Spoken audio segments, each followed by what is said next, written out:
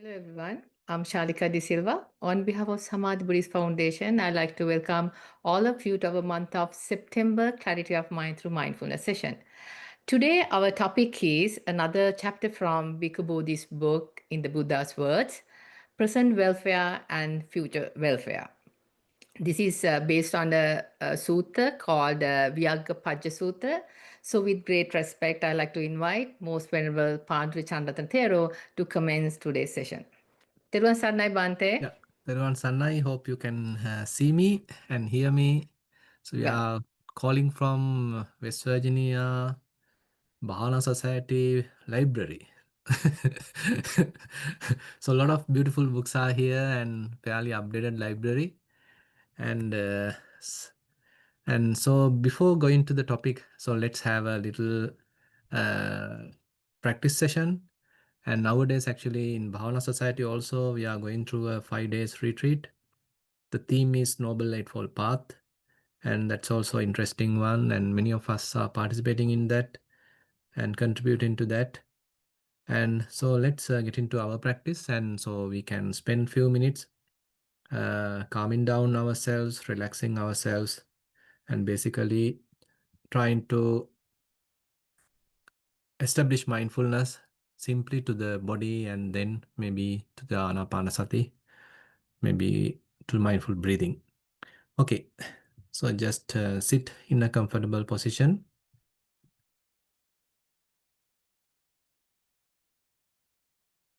Calm down yourself.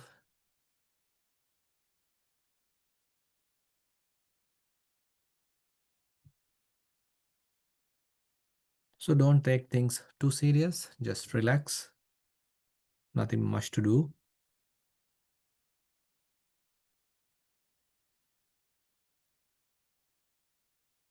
So basically our idea is to establish mindfulness using the current setup, how we feel to the body.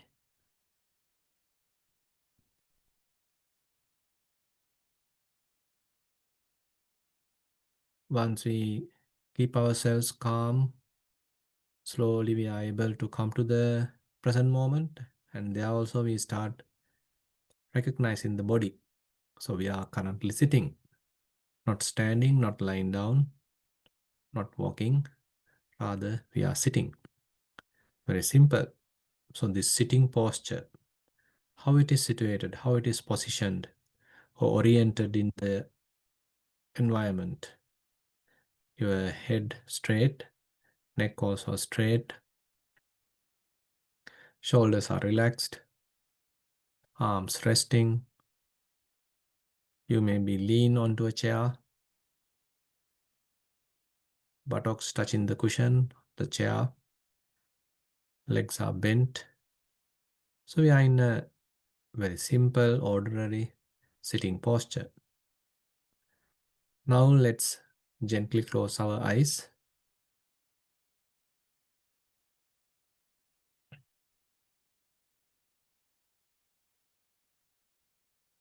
So we can take a deep breath, hold it for a while, slowly release.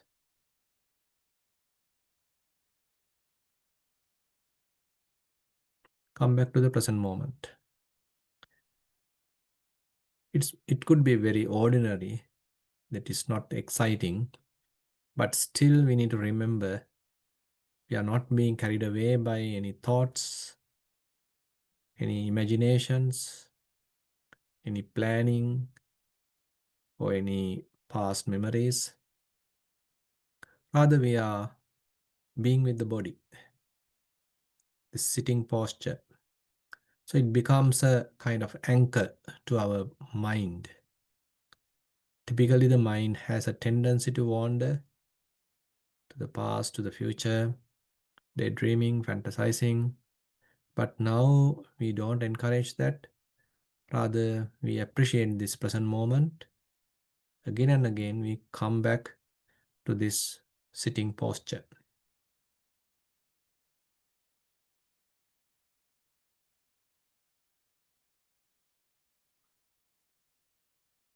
So once we come back to the sitting posture, Now let's do a little body scanning from top to bottom.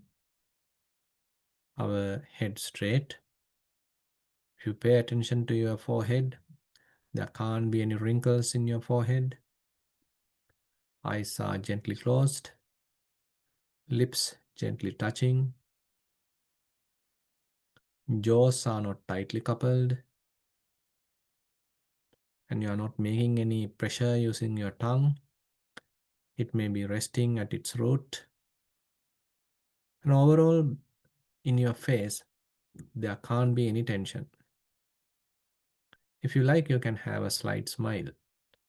So, because we got an opportunity to enjoy the present moment, to be with the present moment, to look after ourselves,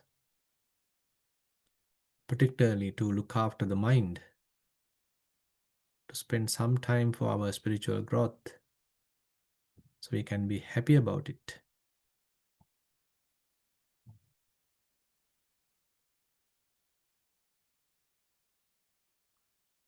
Again, take a deep breath, hold it for a while, slowly release.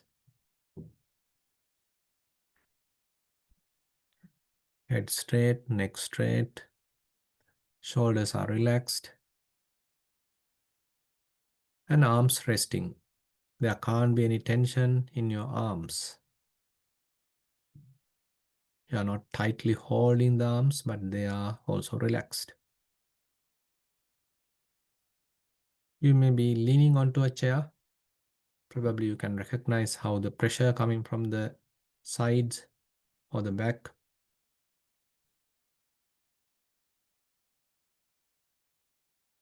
And probably you can recognize how clothes are touching the body.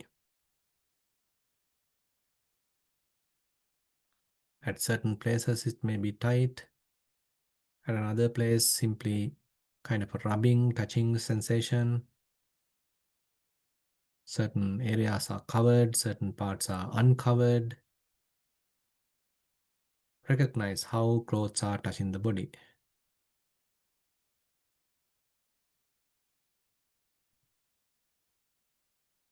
So, as we are slowly establishing mindfulness, now we may even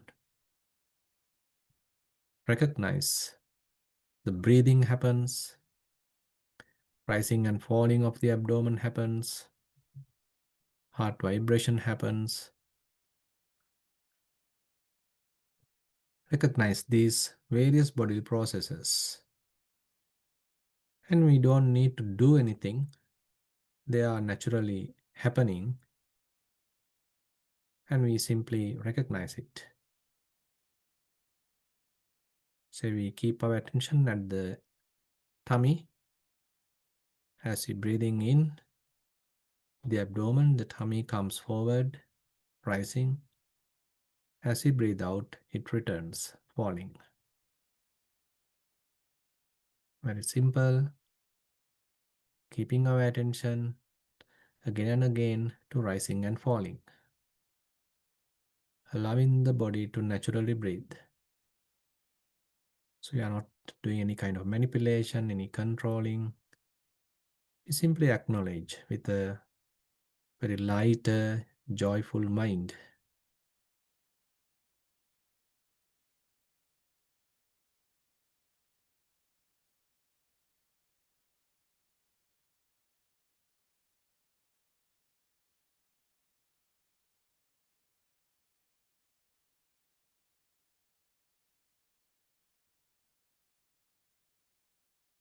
As we further going down, probably you can recognize how buttocks touch in the cushion.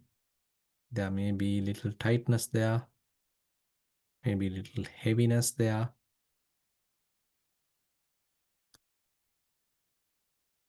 Thigh muscles are touching, calf muscles are relaxed. Probably foot touch in the ground or carpet.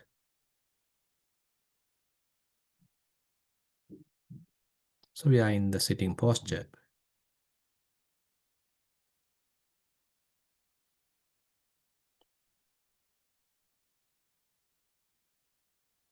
Now let's keep our attention at the nostril.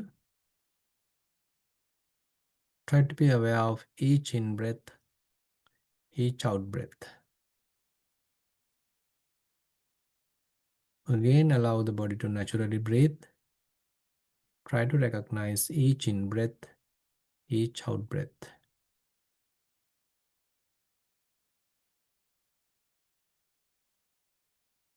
If your mind wanders, you can use noting. When you know in breath, you can note it as in. When you know out breath, you can note it as out.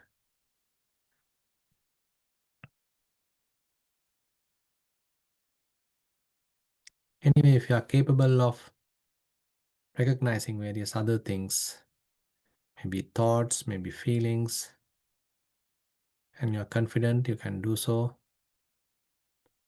Once you are confident that the mindfulness is sharp, you are clearly able to comprehend subtle phenomena, then even you can look at the mind. Is your mind empty, or is it talking, maybe thinking?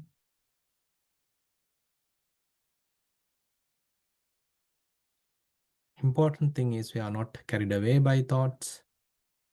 Rather, we maintain kind of a metacognitive awareness.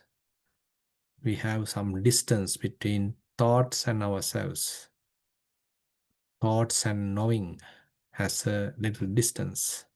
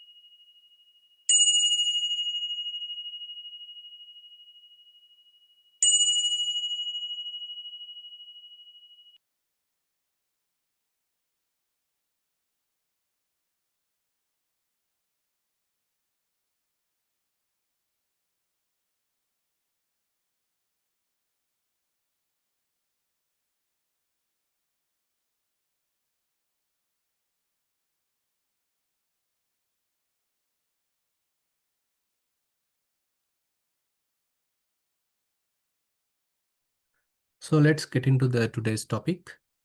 So let me share the screen.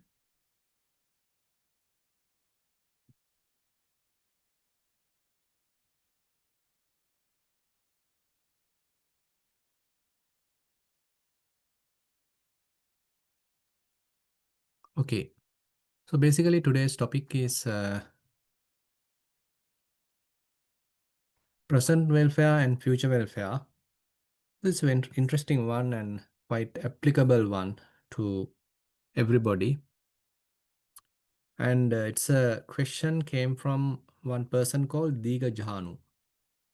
And while Buddha was dwelling particular village called Kakkarapatta, so this particular Diga Jahanu come approach the Buddha and ask an interesting question. Teach us, Venerable Sir, how to find welfare and happiness both in this life and the next.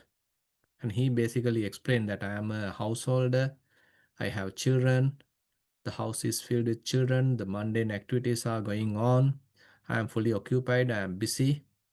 But still, I like to know how to have a successful life in the present as well as in the future. It's a very interesting question, so quite common question. So, how to have a successful life here in the present as well as in the future? Future in the sense he's meaning the future life. So, it's a common question that we all have, particularly the lay people from their point of view. This Viyagghapajja, the Digajahanu is asking the question. And here Buddha gives a kind of a answer based on four activities you can have the present welfare. You have to pay attention to four areas. Then you can have a successful present life. Persistent effort, Utthana Sampada, protection, Arakka Sampada, good friendship, Kalyana Mitata, balanced living, Samajivikata. Probably you have heard about these terms. So, persistent effort, Utthana Sampada. You know that living is not an easy thing. So, if you have to live successfully, you need to put a lot of effort. And the livelihood is something expecting fair amount of our participation, fair amount of our involvement, our responsibility. And you are doing farming or either you are doing any other office work, any labor work, any other executive work, everywhere there is some kind of a contribution you have to do. That is how we are continuing with our job, our remuneration. So basically that requires certain amount of our skill. So the skill is something necessary and we need to improve that. You have to be skillful in it. You have to be professionally capable of doing something. Accordingly, you got a job. And for that, you need to have a lot of skillful, diligent capability. You have to be capable. And here, various means may be there. Now, say, for example, you are a teacher and how to teach the children and what are the content of today's lesson and what are the things that you need to prepare. Are you quite capable of doing it, presenting it? Do you have to make a presentation or you have to make a question paper? And how to manage the classroom? Many things are there for you to actively contribute. So it is not an easy task. So all that actually comes under this section where you are capable of doing that and you are upright in that and you are not ignoring any of these responsibilities. Rather, fairly, you take it wholeheartedly and you are putting your exertion, your effort into it and you are doing it successfully. And when you are doing it successfully, not mere effort, but the wisdom is also important that you know how to do it, how well to do it, what are the proper ways and means in order to make things successful. So, therefore, if we are combining wisdom and effort together, then we can say your hard work is also there. At the same time, you know how smart you are doing it, you are wise, you are trying various mechanisms, various methods, and you are skillfully doing the task, and then the prosperity is possible. You may be rewarded and you may get the kind of praise, appreciation, promotion, all these things are possible because you are doing work really well, not only using the effort, but you are doing it smart way. So this is the persistent effort. This also has to be persistent. It is not that only the very first month you do really well and then you slowly become sluggish and kind of lazy. It is not the point. Rather, if you are working, you have to continuously do it. So not easy. You all maybe engage with various activities, various responsibilities, maybe working as different occupation. But it's not easy task. So it requires your involvement continuously.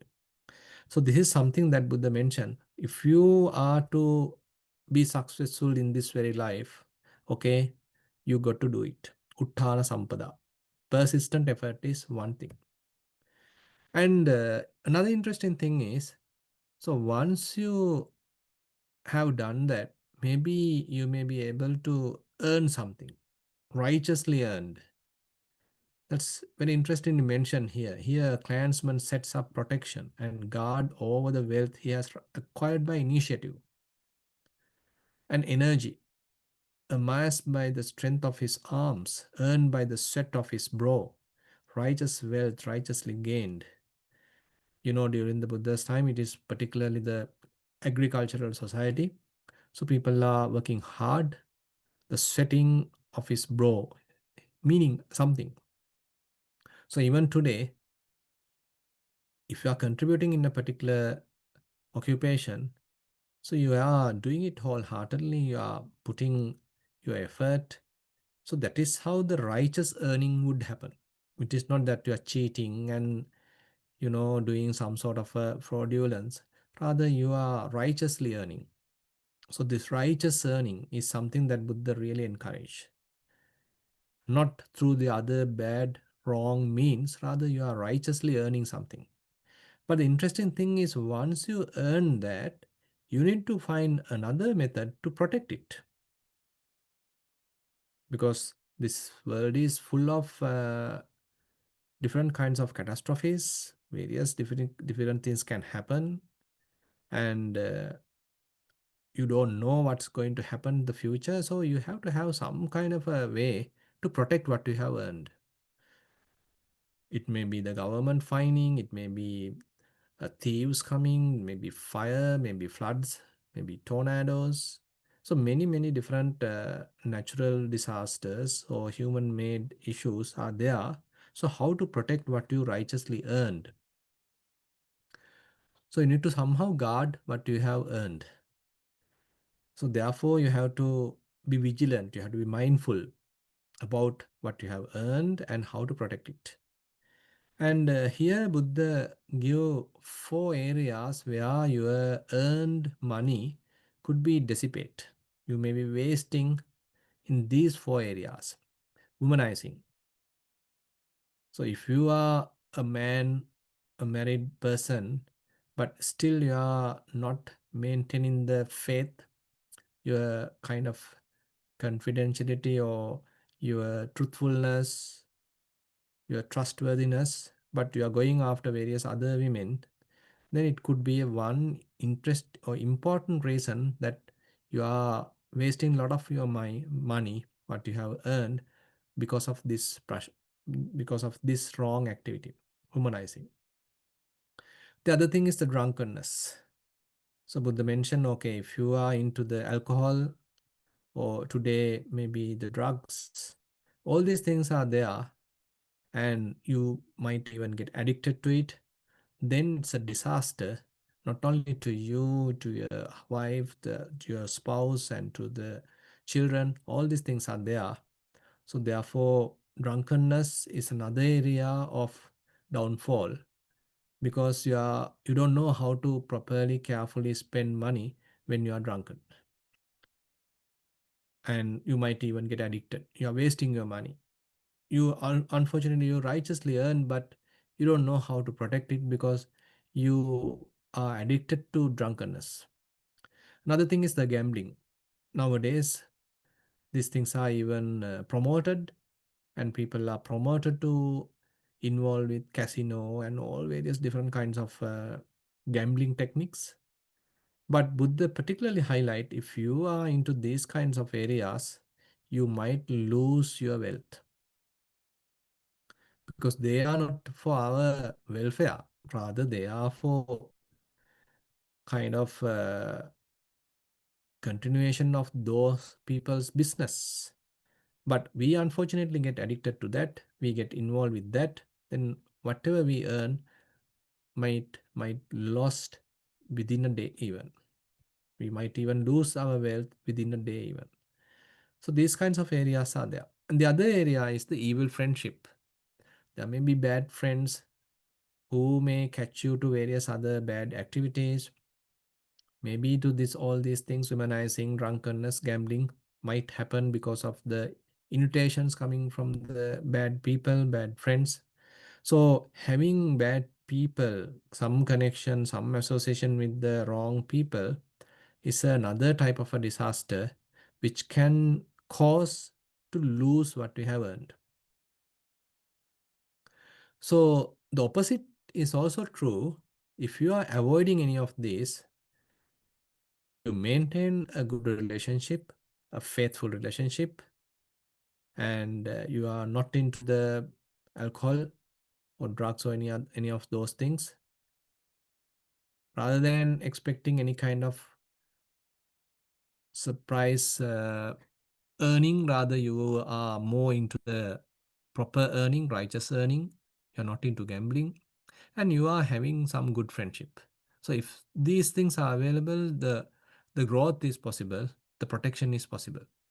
So therefore, when it comes to the protection, so we need to know, okay, we have righteously earned something. Now we shouldn't spend that unnecessarily to wrong things. Rather, I need to be mindful about how to protect what I have earned. And then the next part is the Kalyana Mitrata, the good friendship. So this good friendship is actually essential and kind of influential, not only to this life, even to the next life, not only to your mundane life, even to the spiritual life. So actually, Buddha particularly highlight for the spiritual life, the whole spiritual life is because of the spiritual friendship. So Buddha being the best spiritual friend, the best Kalyana Mitra, so we can kind of emulate him, and we are trying to adhere to his instructions, and we are trying to recognize his qualities, reflect his qualities, slowly developing those qualities within us. And if there are other companionship happens from other people, some good people, we are trying to emulate them. Say they are with good sila, good morality. So we too like to have some good moral standard because we are associating such good person who is with good moral standard, and someone may be generous and we are associating such generous person, and then we too feel okay, I also have to be a generous person. Okay, we are associating a person who is telling the truth, who is maintaining the truthfulness, and then we emulate that person and thinking, okay, I also have to be a truthful person. We may be associating a person who is really diligent and who is sort of enthusiastic and has a lot of effort, and we also then feel the need of being uh, such a person rather than being lazy. We also like to upright. Uttana Sampada now comes because we are associating a person who is with that quality. So likewise, so whenever we are associating a good person, then naturally we tempt to emulate that person. We also try to develop the good qualities that person is representing. So this is a common thing. Unfortunately, if we associate the bad person, a wrong person, then the same thing happen. We start emulating the bad thing, the wrong thing that this person is doing. So therefore, when we are selecting some sort of an association, when we are maintaining some sort of a relationship, so if we are able to get a person who is better than us, maybe through the virtues, maybe through the skill, maybe the concentration, I mean the tranquility, Dhamma knowledge. So all that actually really matters. Then we are very much like getting every day come some sort of a encouragement to the Dhamma practice. Because this whole path is not an easy path. So we are trying to basically develop ourselves. So not everybody is giving giving that example. So we are selectively associating good people who are very much trying to do the same thing. So therefore, having some good conversation with such a person, you time to time visit that person, you have a good conversation with him and learn from him, and you are listening to his advices. All these things are necessary for our life, because we can't say that we are the best person or we don't have any issue, I don't need anyone's advices. Rather opposite may be true, where I may have only a little knowledge, but still there may be a lot of opportunities available for us to grow, and not only materialistically but even spiritually. So likewise in our life, so this good friendship, kalyana mitata, therefore Buddha mentioned one important thing essential for the present life improvement. And when all these things are there, then he is talking the fourth quality called samajivikata. So how to balance earnings. Say you are earning some amount, but you are spending too much, more than that, then you are getting to bankruptcy. Quite obvious. So therefore, we should know exactly what is our income, and we have to balance it with our expenditure. A very basic principle. So Buddha is giving a kind of a simile, how a person who is measuring, and he look at the measure, the way, and then he can see which one is up, which one is down. So is the income is up and expenditure is down, or is the income is down and expenditure is up? So likewise, he is kind of every time have a kind of a mindfulness to look at how he is spending money, because he know how much he is earning and how he is spending that money. So then we shouldn't be extravagant, but at the same time, it doesn't mean that we have to be a miser. So therefore, the idea is we have to have some idea of our earnings, and our expenditure shouldn't be more than that. So our expenditure has to be less than that. So balanced living, samajivikata, particularly highlight our financial balance. So you can see, so this four things what Buddha is talking: persistent effort. You have to continuously exert effort, not just 1 month, not just 2 months. So if you are a father, a mother, if you are the breadwinner, so you have to put a lot of effort continuously, persistently. And what you have earned has to be protected. You shouldn't get involved with bad conduct. And also you have to be careful of what who you are associating. So if you are able to associate a good person, then he may always tell the right thing, a correct thing, and you can develop yourself by getting some advice from him, getting example from him, and can learn from him. All these things are there. And then financially, we have to maintain a balanced living, samajivikata.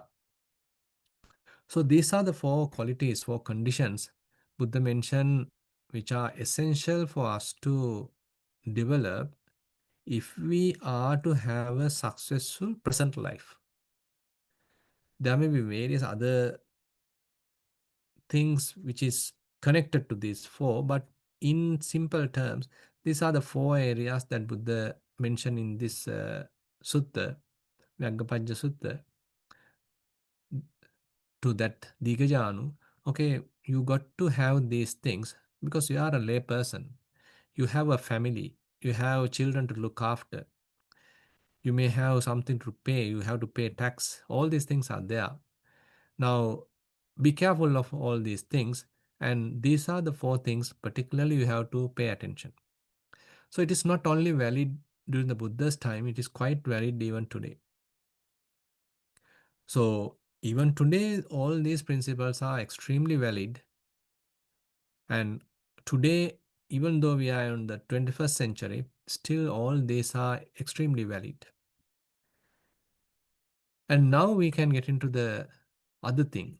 So the future welfare, future conditions. Now, these things are there for your future life growth in a way. The faith, saddha, moral discipline, sila, generosity, chaga, wisdom, panya. Faith. Now here the faith is particularly faith on the Buddha. So you accept the Buddha as the teacher, you accept the Buddha as your spiritual master, the example, and you have that faith in you, then only you start emulating him. Then only you start reading whatever he's teaching because you have that faith. But unfortunately, nowadays people sometimes look down faith. They think, okay, I don't need any religion, I don't need any faith. So these are sort of blind people who are following like that. I am more into the wisdom. So likewise, sometimes people are boasting about themselves and they don't want to say they have a religion. So this kind of attitude is also growing in the world. But interestingly, faith here doesn't mean blind faith. So that's the interesting thing with the Buddha's teaching. So there may be other religions that you have to blindly follow and blindly maintain some sort of a faith. But here, in the Buddhist teaching, the Buddha's type of faith, at the beginning, it is true that we can't immediately verify everything. We have to go with some sort of a trust. But important thing is, as you are continuing the path, you can verify what Buddha has mentioned. Again and again, you can verify.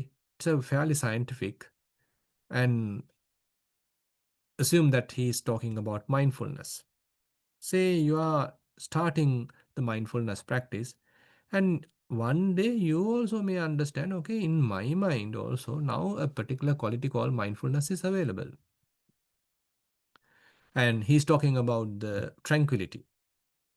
And as you are continuing the path, maybe the mindfulness, one day you may understand, okay, my mind doesn't want to wander now. Previously it was like a monkey mind, but now it's different. It has some sort of a tranquility now. Thoughts may be coming again and again, but now I can quickly relinquish them and come back to the primary object. So a certain amount of samadhi, tranquility is available. So Buddha has mentioned about it, but now I myself able to experience it. I am not saying it is happening naturally immediately, rather you have to exert effort. Say if you are into the practice, meditation practice, you have to get up early and you have to spend some time, you have to dedicate to yourself. You have to develop mindfulness, you have to establish mindfulness, either the body, feelings, perceptions, etc. So likewise, some amount of work is there. But as you are involving in such training, then you can understand, okay, now the previously my mind didn't have this kind of a capacity, this kind of a skill, but now it has this skill. Previously I was unmindful, but now I am fairly mindful. Previously, my mind is scattered, wandering, daydreaming, fantasizing. But now it is less. I am capable of maintaining a tranquil mind. So basically, likewise, all the qualities that Buddha preach, if we are ardent, if we are maintaining fair amount of dedication, so we are able to verify those qualities.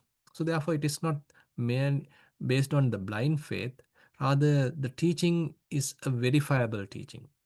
Then you get the thorough faith. Previously, it is not really factual, but now you become an example to what Buddha has mentioned. You yourself can be an example exemplifying, okay, you are having mindfulness, you are having concentration, the tranquility, and even the wisdom, vipassana knowledge. So many different things can be said. And likewise, so the faith then become more confident, faith then become more established, a kind of a unwavering kind of faith.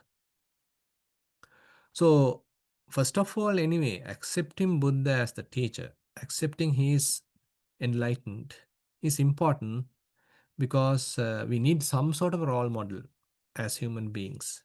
So Buddha is our role model. Buddha is our refuge. He's the one teaching. I am a follower. I am a disciple. So if we have that sort of innocence in ourselves, rather than thinking, okay, I know everything. You don't have to tell me anything. I know everything. So that's the conceited mentality we have. Instead, if we are capable of understanding, okay, I am still ignorant. I know only a very little. But Buddha, as the spiritual teacher, he knows a lot more than me. So I better accept his teaching and I better follow him. I better reflect his qualities and I better listen to his teaching, try my best to practice it. So, likewise, if we are putting ourselves into the disciples' role, then we are in a better shape to, to develop in this. So, the faith is something, therefore, Buddha mentioned, essential for future success. And then the moral discipline, the sila. So this also quite obvious. So for the lay person, so Buddha recommend at least minimum the five precepts: abstain from killing, abstain from stealing, abstain from sexual misconduct, abstain from false speech, abstain from intoxicants which are causing the delays and some sort of unmindfulness.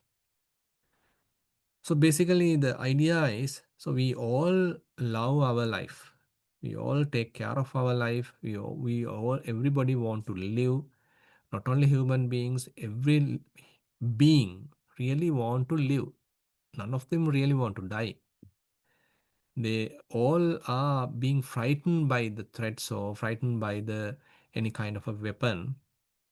So they are being frightened when someone is trying to hit or hurt them. So so we ourselves have the same thing. And so I don't want to get killed or harmed by someone. And I don't like someone is abusing me. So same thing is true for the others. Attala upamang katta nahanayana gatai. So therefore Buddha emphasized, okay, you put yourself to the same place. So if you don't like to be killed, if you don't like to get hurt, then how about the others? That others are also the same. All living beings are the same. So therefore, not killing, something that Buddha highly emphasized. So if you want to have a good life in the future, so don't kill in the present life. Advantage is not only the virtuous type of life, but rather if you get a future life, it will be kind of a healthy, long life. You might not encounter any sudden deaths. Instead, you may get a fairly long life because you establish yourself in this not killing. Panatipata Veramani. And you are a person having a compassion, you have some empathy, you maintain kind of a light heart, you are sensitive, you want to protect the others, you need to save others, not only humans, even the other animals, beings. So you are a person with such kind of a good heart. Then instead of killing, you may get into the other side that you want to protect the others' lives. So, and then the stealing. So, many methods are there to steal, to cheat, any kind of a fraudulence. All these things are there today. But Buddha recommend, okay, don't take what is not given. So, your earning has to be righteous, as we already discussed, and only that you are targeting. And what you have earned righteously, you are very much like contented with it, and you are not going for stealing someone else's resources, someone else's wealth, someone else's money, whatever. And so you abstain from stealing. And nowadays, many methods are there to steal, not not by force, but still you can go through any cheating way, deceitful way to steal. But all have to be abandoned. So it's a fairly righteous life now. And then the third one is the sexual misconduct. Opportunities may be there, and you may be beautiful, you may be handsome, opportunities may be there, someone else is also interested. But how about maintaining the some sort of trust with your proper relationship? So if you are engaging with some sort of a unsuitable, inappropriate, intimate relationship with another person, and it even get into a sexual relationship, then we are breaching this precept. So we have to be careful with our relationships and not to get involved with the any kind of abusive nature, abusive activities, and our partners shouldn't be harassed or any kind of uh, harm shouldn't be done. At the same time, you are quite faithful to the relationship. So not getting involved with any kind of sexual misconduct. Actually, these three things comes under the kammanta, samma kammanta. You know, in the right action, Buddha talks about Micha Kammanta and Samma Kammanta. Micha Kammanta is killing, stealing, and sexual misconduct. Samma Kammanta is the opposite, not killing, abstaining from stealing, and abstaining from sexual misconduct. Actually, even though we are talking from the mundane point of view, the Samma Kammanta has supramundane side as well. And it even get involved with the mindfulness, it even involved with the right view, it even involved with the right effort. Say for example, as you continue, you learn, okay, what is correct. Okay, killing is wrong, not killing is correct. Stealing is wrong, not stealing is correct. Sexual misconduct is wrong, unwholesome, but abstaining from it is correct. Now, assume that you get an opportunity to steal. Say you are also troubled and you are in a real financial trouble, and at your workplace, there may be an opportunity for you to steal. At that moment, assume that you get even a thought to steal. But interesting point is, Samma Ditti, the right view has to come to forward and tell you what is correct and what is wrong. It has to indicate you, okay, stealing is wrong, unwholesome, but not stealing is wholesome, correct. So that is the right view. And then you have to have mindfulness, which will tell you, okay, now I have the thought of stealing. I have an intention to steal, by the way. Now the right effort should come forward and tell, okay, don't do stealing, stop stealing, don't get involved with that. Rather, maintain your precept. Don't go to any kind of a transgression. So likewise, so these are kind of fairly advanced in that sense. So for the right action, the right view is involved, right effort is involved, right mindfulness is also involved. Now same thing is true for the speech, the proper verbal conduct.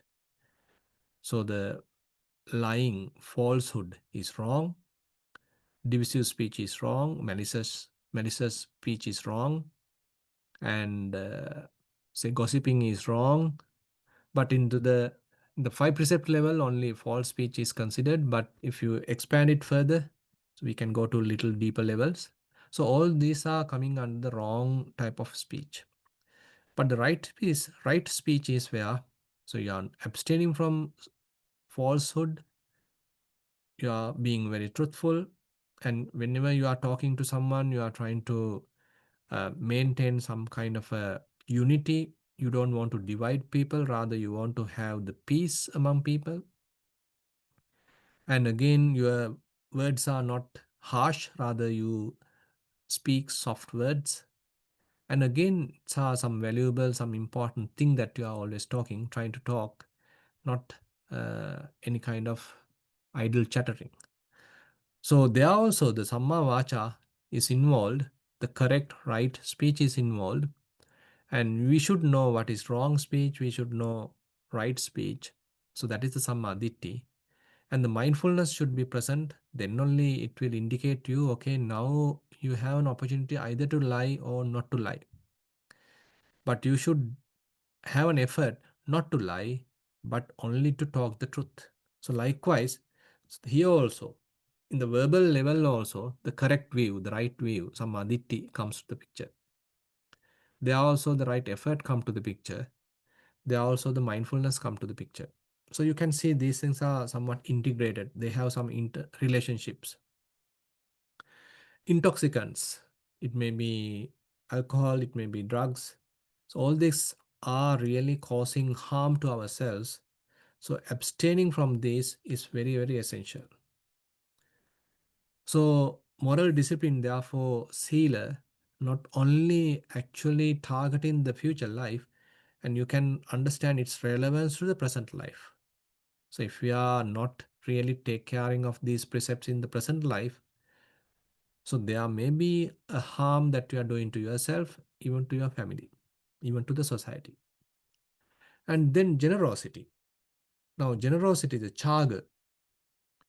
So you are a generous person. So this is another interesting area. Sometimes people don't look at it positively.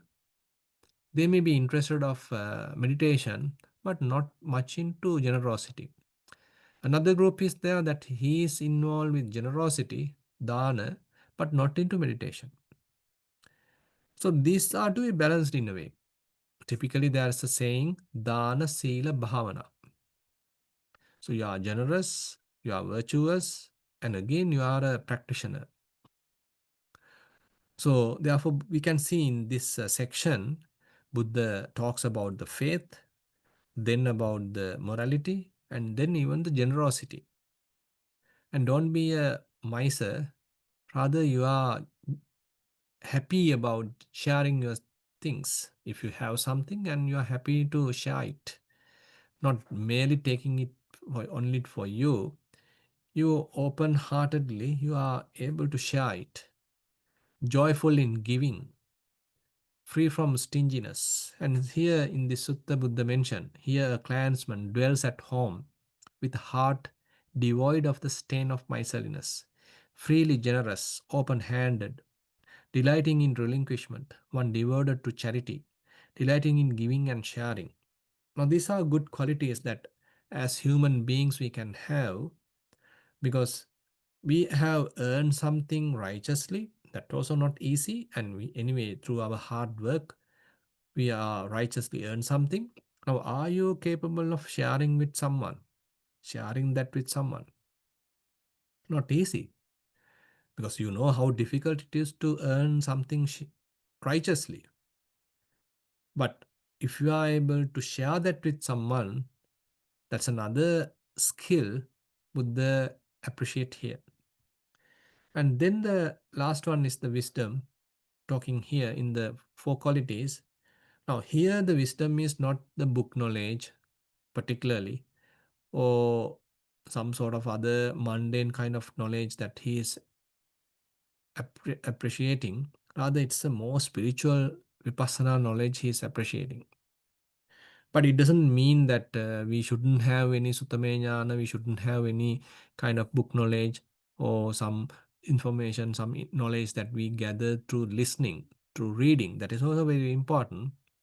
And then we can do some sort of contemplation, logical thinking, rationalizing. Then that also produce some sort of wisdom, chintame prajna, that is also there. That's also important. But what is prominently mentioned here is the bhavaname panya. That means experiential knowledge. You develop certain amount of mindfulness, You develop certain amount of tranquility, and using the proper balance effort, now you are able to recognize various bodily phenomena, various feelings, various thoughts, and how quickly they are coming and going, arising and passing away, the transient nature, the impermanence, the quality of the impermanence. Now you are able to understand, not by the book, rather through your own experience. So this is not a just a beginning type of knowledge, rather it's a little bit of maturity is there.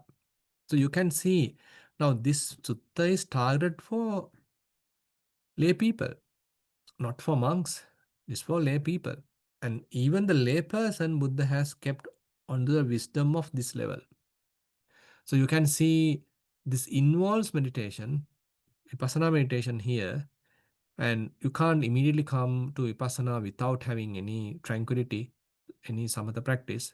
So if you have a tranquil mind, calm mind, focus attention is available, and then you can develop this wisdom.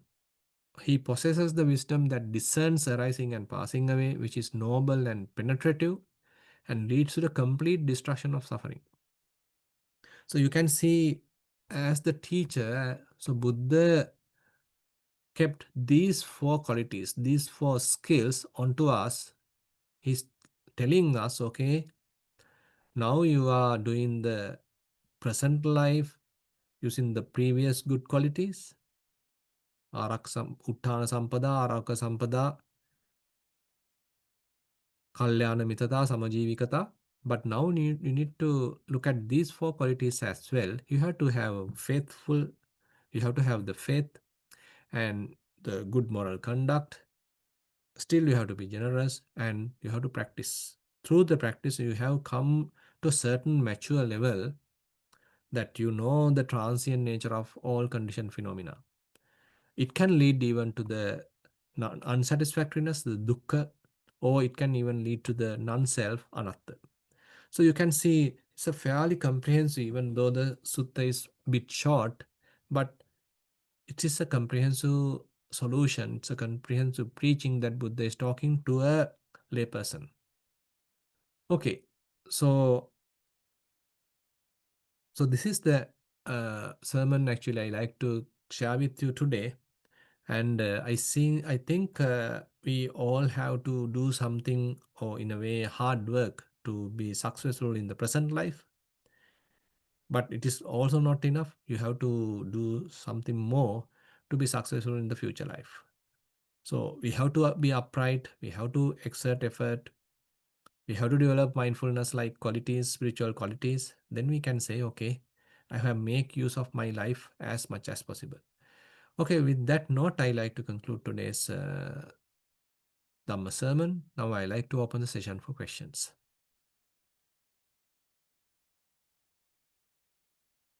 Shalika, you are muted, it seems. Can't hear you. Yeah, Uh, yes, one thing. okay, right. Ashini, you can unmute and present your question.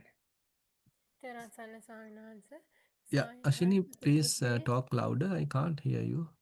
Yeah, Could you please grant me permission to read out a reflection report? Yeah, fine. Soinansa mindful sitting. Place in a room seated on a cushion in easy pose. Time 8:40 a.m. Duration 50 minutes. Primary object belly movements. First I Mhm. sat and adjusted the posture. It was like a statue. Then listened to sounds. Thereafter observed belly movements, rising and falling. Could observe about 6 motions in a length. Gradually, perception became vague. I felt legs touching, hands touching, and back pressed against the cushion. Mindful walking. Place compound. Time 7:45 a.m. Duration 45 minutes. Primary object sensation on soles of the feet. First I walked few times freely, could cold breezes touch my body and past me, sun shone brightly on my face and kissed my cheek warmly, heard leaves moving here and there, birds sang a welcome song for me, I stood at the edge of the walking path and observed standing posture. It was like a post. Then I looked 2 meters ahead and walked, labeling feet as left and right. Ankle raised first and was placed first. Body weight was mainly uh, borne by the ankles. Toes were lifted away from the floor. Finally, floor was rough and hard. It was rather cold and damp. I began to observe my feet, labeling, rising, moving, and placing. This time the mind became more tame and calm. I could observe 9 footsteps in a length. Suddenly, a strange dog came, sat on my walking path, looked at me earnestly for some time, and left away. I wondered why this happened, first time in my life. But my mind considered it as a natural phenomenon and I started my meditation again. After some time, it began to rain hard and I disappeared into the home. Mindful eating, mindfulness in day to day life. When I Mhm. served food, the plate became heavy. When I washed my hand, I felt coldness of water. When I sat down to eat, I felt my back touching and pressing against the chair. I smelled the food and it was mouth watering. Looked at food and various colors appeared. When I put in my hand on food and mixing, I felt hardness, roughness, softness, and warmth of food. When I put some food into the mouth and chew, I felt the salty taste, milky taste, bitterness, and hotness. When I my upper jaw remained unmoved while lower jaw moved according to a rhythm. Tongue moved here and there and allowed teeth to grind food. Normally, I chew one mouthful 40 times, so I could observe the way saliva gradually flowed into food. Gradually, food became soft and like a porridge. Taste changed to a milky taste. Eventually, I swallowed and uh, food passed through the throat towards stomach. It looked it took me nearly 16 minutes to finish my eating. Uttam Swaminathan, please give me further advice for me to continue my practice. Okay, pretty good. Actually, you are actually doing honestly, wholeheartedly, you are trying to practice. I feel there's a good progress in the practice also because I can remember you a few years back how you were reporting, but now I can see a kind of a gradual growth, a kind of a persistence growth in the practice. Nothing much to correct, Ashini. You can continue as it is. Swaminathan, sometimes some thoughts get stagnant for a long Mhm. period of time, and at that moment, think at that moment, I thought at that moment that these thoughts will never change like that. But by the end of the day, or by the following morning of the following day, they are they have changed. But Mm, at the moment, I feel it will never change. So that mm, I feel very uncomfortable and very mm, sad at the moment because mhm, there were times when I feel that my mind was filled with thoughts. Swaminathan. mhm. Yeah, that is possible. That is actually in a way we need to understand it's a wrong perception because you yourself now confident, okay, the morning I had some sort of a thought. I was thinking it is a permanent thought because it's again and again coming. But in the evening you understood suddenly, okay, it is not there. Because the point is, none of these thoughts are permanent. They are coming to go. They are temporary visitors. They are strangers and they are not the permanent members. They are simply coming to go. So that is an important insight actually we can even develop by looking at the mind. So thoughts have the nature to appear and then disappear, to come and go, to arise and pass away. So important thing is how not to feed them. So our problem, our unmindful nature, our habit, our ignorance is that we keep feeding the thoughts, thinking that these thoughts represent me, they are very, very important, I really have to follow them. And we attribute some importance to the thoughts, and then they become a devil even. They become a demon. But instead of thinking like that, so if you are simply taking, okay, thoughts are merely thoughts. Now, say for example, when you are looking at rising and falling of the abdomen, so you know that rising and falling are bodily phenomena. You can maintain some sort of a distance and you can look at rising and falling. So this is what sometimes in uh, in in the Western psychology, what they are talking as some sort of metacognitive awareness, where you are maintaining kind of a distance. You're not being carried away by the phenomena, rather you are maintaining some sort of a decentering. And same thing applies for the thoughts. Thoughts are also going on in the mind, but you are not the thoughts. Thoughts doesn't belong to you, and you don't need to follow the thoughts. Thoughts are merely thoughts. Like you look at the clouds in the sky. So clouds are time to time come and go, and when they are not present, then the clear sky is visible. Similarly, when thoughts are not available in the mind, then the clarity of the mind is present. So likewise, trust this clarity of the mind and understand that thoughts are temporary visitors, and we don't need to attribute any importance to them. And most of the time, most of the thoughts coming to our mind are useless. They may suggesting various things, they may be quite different imaginations, and they are useless. Only very few thoughts are there for us to implement or to give some importance, and they are really worthy and they are suggesting something good for us. But majority of the thoughts are useless thoughts. So this is a kind of a thing that we need to understand. And if you have that understanding, then probably thoughts might not stand long time. They may not remain in your mind for long time. I admit that, Swaminathan.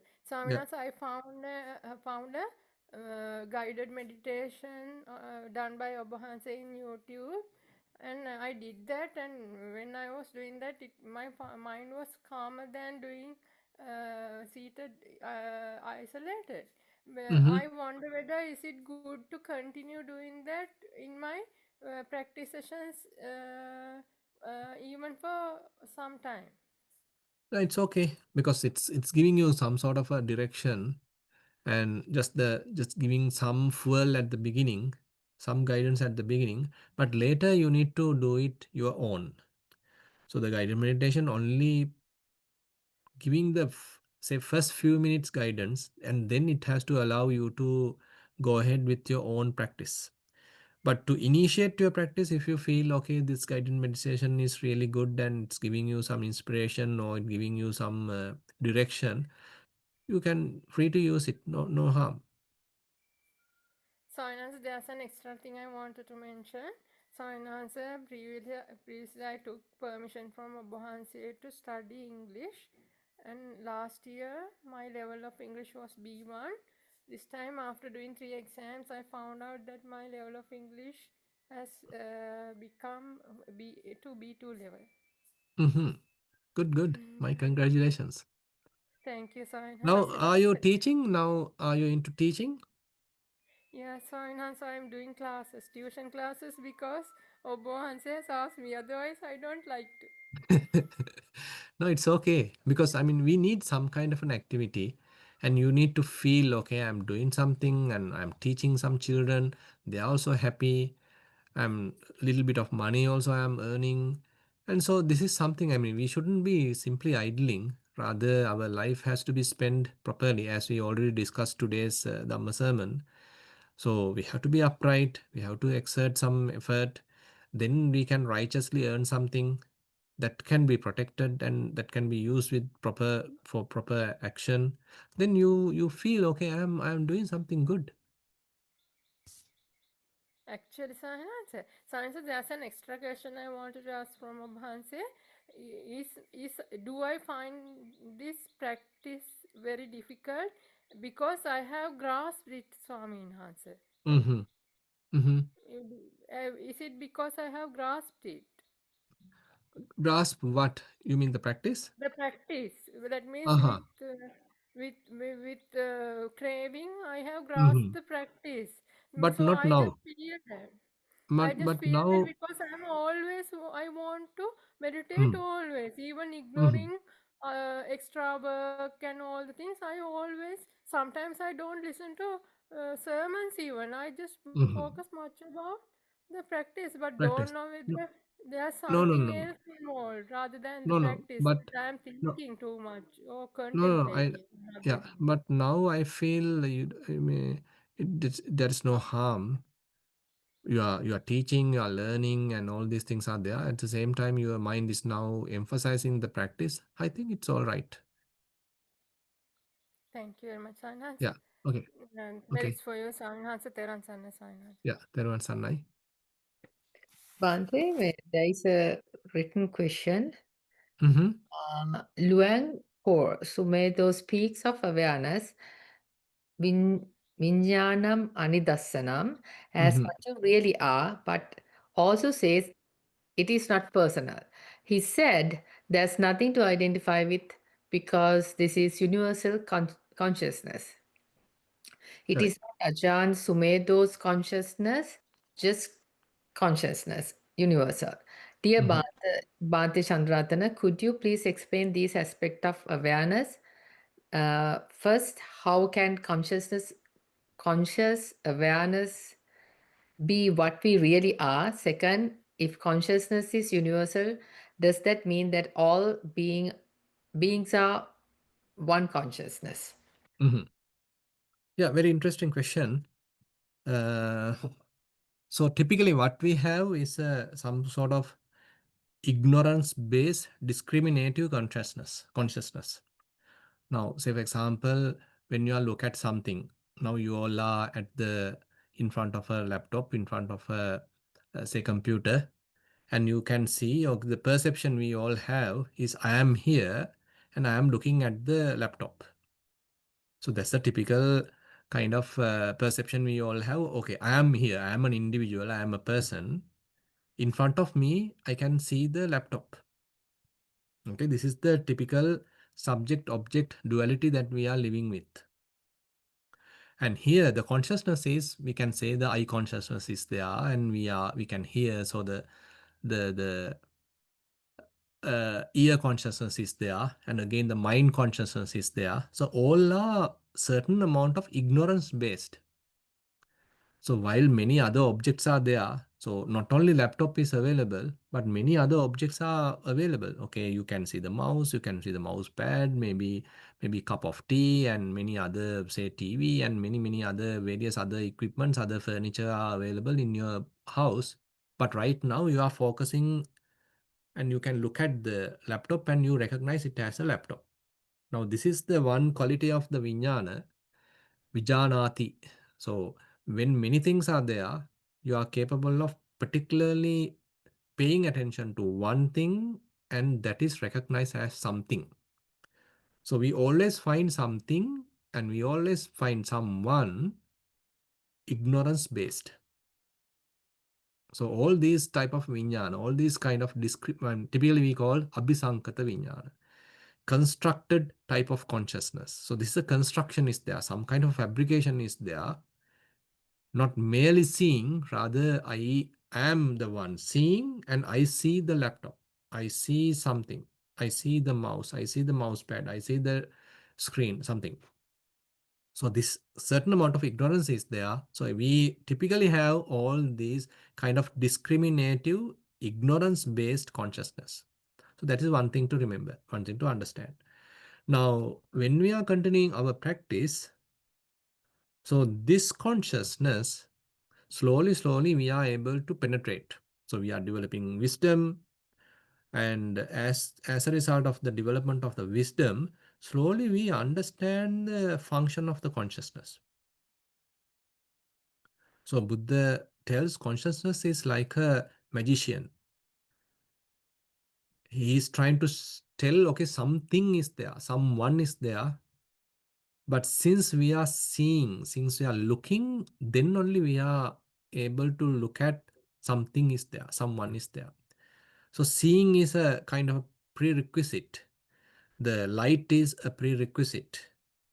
Our attention is a prerequisite. So our attention, the seeing activity, the light, many conditions are there, causes are there. When all these causes are present, then the seeing activity happen.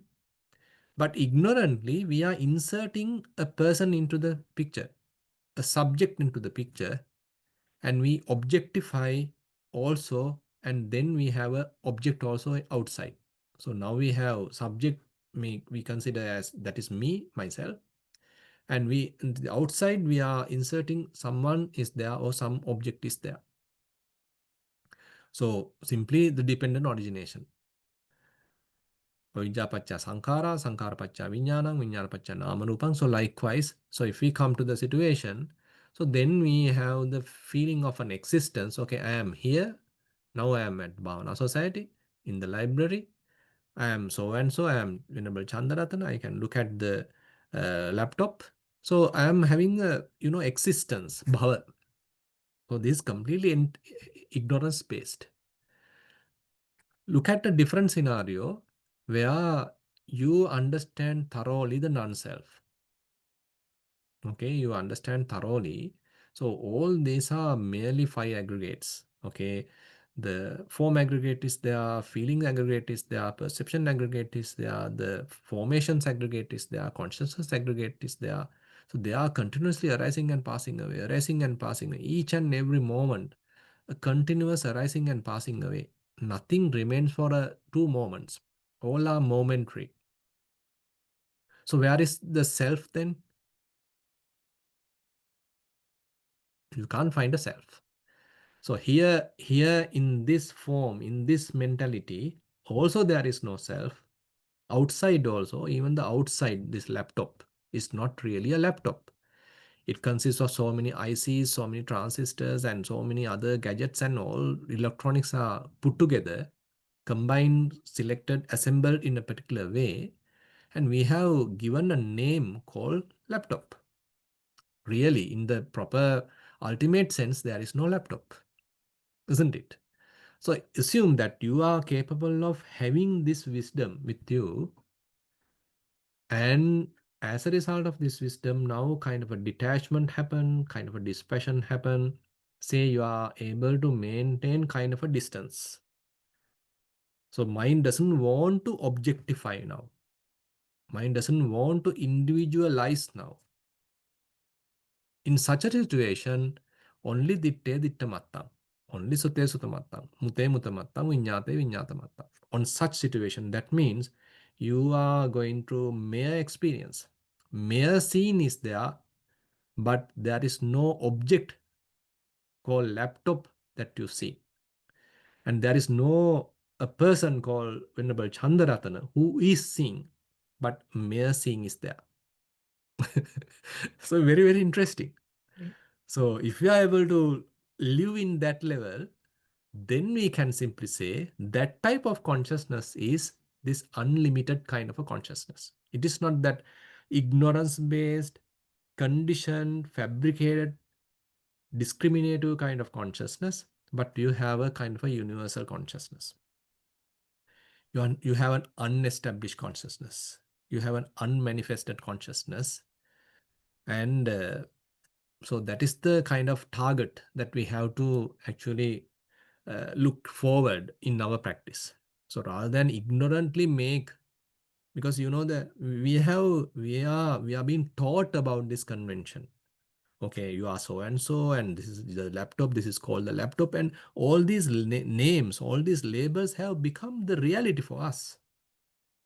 Then we forget about the seeing, how the seeing is happening, how the listening is happening, the hearing is happening. Many conditions are essential for this to happen.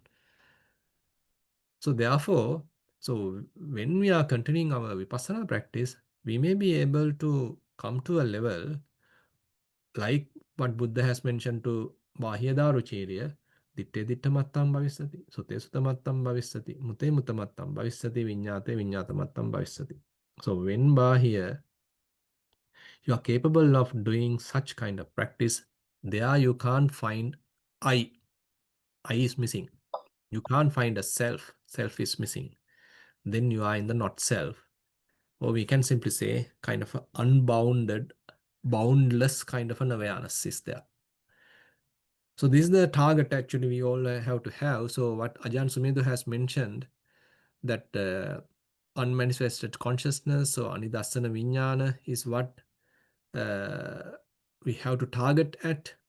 But anyway, we don't need to say it is something we all share and we then get connected to that Brahman or something like that. Then we are getting to the Hinduism type of teaching. Rather, we better say, okay, I have abandoned the ignorance. Now we simply experience without introducing subject and object framework into the experience. We are simply experiencing life without making an existence. You know, the bhava, the existence, happen only when we grasp. Ignorantly we grasp, I am here, you are there. I am here, my son is there. I am here, the laptop is there.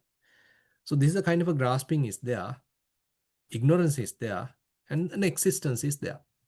But still, there's a possibility to live without making that kind of a framework.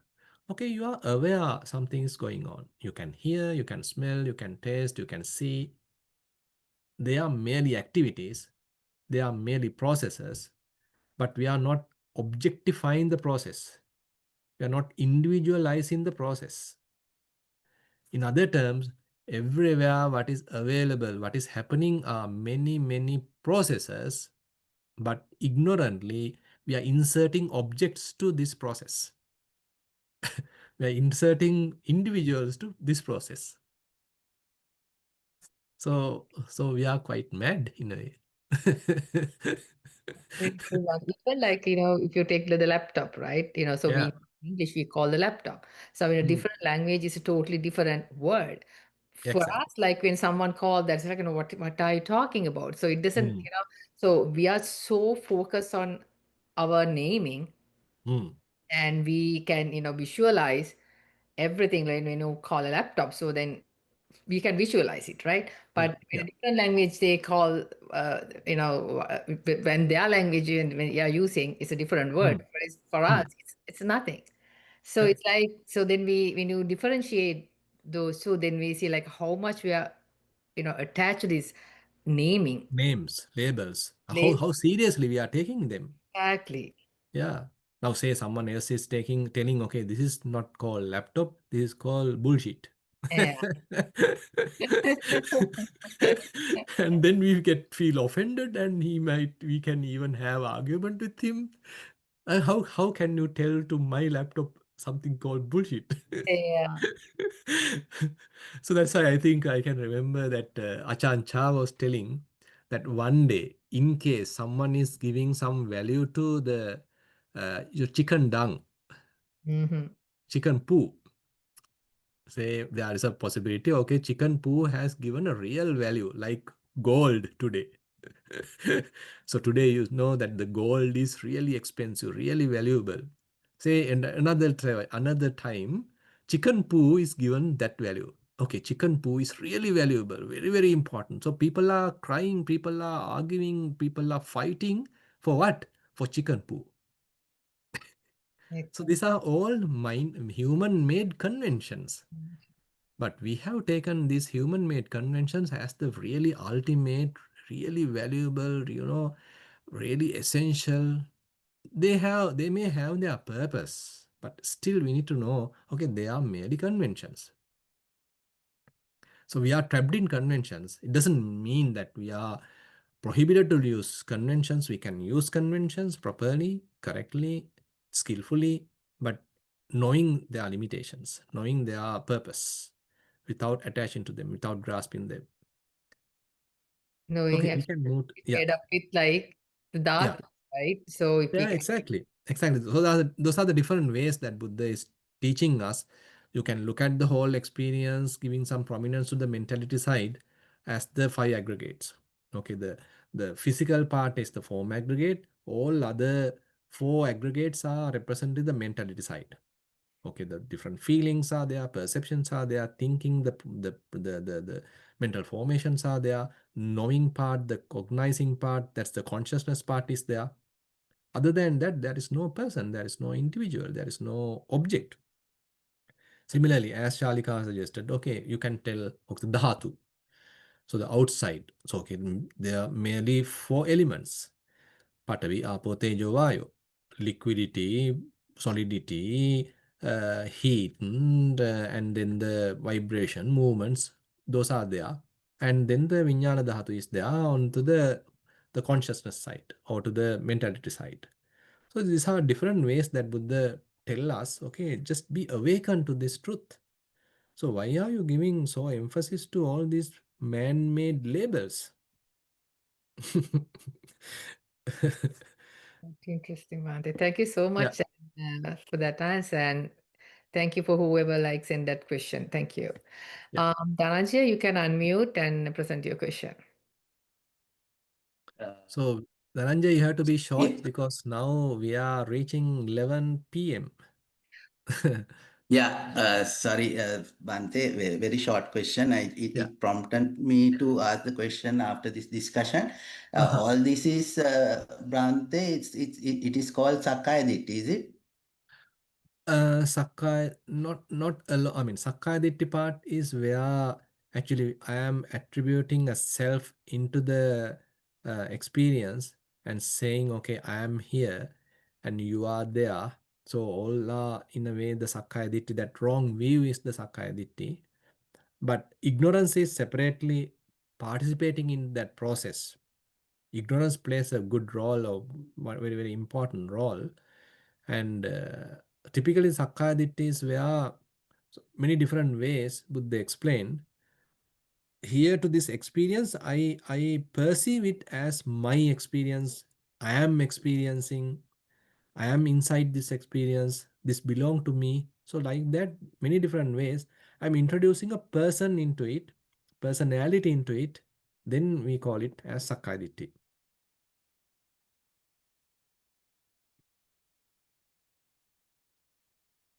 Hmm, I think, Someone else also has raised the yeah. hand. Someone called RJ. I don't know who is RJ. If it is the other way, we can imagine it's JR, but this is RJ. Hi, Bante. It's Ranga. Hi, how are you? I'm doing well, Bante. How are you? Um, I actually asked that question about Ajahn Ah, Sumedho, right. and so he says something like with regards to Vijnana and Anidasana, you can't find it as an object because it's what you really are. Mm-hmm. So he says it's not personal, but he repeats that it's what you really are, and So, I mean, we don't need to take seriously telling what you really are, mean that you are someone, say some person, and you are the Anidasana Vijnana. Then we misinterpret what he's telling. Actually, when we are experiencing it, we can't make a self. Because, I mean, in order to make a self, we should grasp. But when we are experiencing Anidasana Vijnana, there can't be any grasping. Without grasping, you can't have a self. You can't make a self. So you are always making a self either using the body, either using your feelings, either using the perceptions, and or else the thoughts, or what you see, hearing, smelling, tasting, touching, thinking. So these are the areas helpful for you to make a self. You are grasping any of these things and then you call it as this is myself, this is I am. But when the Anidasana Vijnana level, there can't be any kind of a grasping. And there can't be ignorance either. So so that's why in the Kevadda Sutta, Buddha clearly mentioned Vijnanang Anidasanang Anantang Sabbato Pabang. So the Sabbato Pabang, that means the the the wisdom is there. So the wisdom is pervasive. Pervasive kind of wisdom is there. So your mind is quite open. You can't focus to a particular thing. You can't objectify. Okay. You can't objectify your mind rather your mind is wide open. Has to be wide open. If we are in that state, our mind has to be wide open. And it's kind of anantang. It's infinite. Like you can't find a narrow, measurable type of perception. Rather, it has to be wide open, boundless type of awareness. Then you can't grasp anything. So you don't need to say, then you are that. Then again, we are objectifying. Okay, we are making a thing using anidassana viññāna. Anidassana viññāna becomes something then. You got the point, right? Yes, Bhante. I mean, this is the way that we have to talk. I mean, we need to explain these things, telling, okay, anidassana viññāna, okay, now we are trying to explain. Then we are explaining it as something, no? But making something is not anidassana viññāna. Isn't it? I mean, say I am showing this and telling, okay, this is the mouse.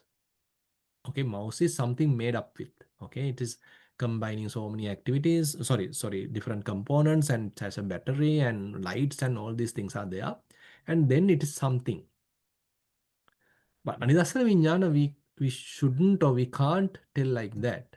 So anidassana viññāna can't be something. Thank you, Bhante. Okay. Okay then, Shalika, I think it's time up for us Exactly. to Thank you, Bhante. wind up. Thank you so much for the presentation on present welfare and the future welfare with, according to Buddha's teaching. And thank you, Ranga, and others for presenting the questions. And, it's really helped all of us to learn a lot. So with great respect, I, thank you so much, Bhante, and much merit to you for doing our Dhamma session today. Yeah, okay, thank you very much. And we'll have, I don't know when we can have the next session. Anyway, tomorrow we have the Sunday Dhamma sermon that's in Sinhala. If you like, you can join with that. That's also at 9:30 from here, actually. From EST time, 9:30 and 7 a.m. Sri Lanka time. Okay, thank you, Bhante. And yes, we will talk about like how we are going to do the next one session. Yeah, okay. Good night. Bhante,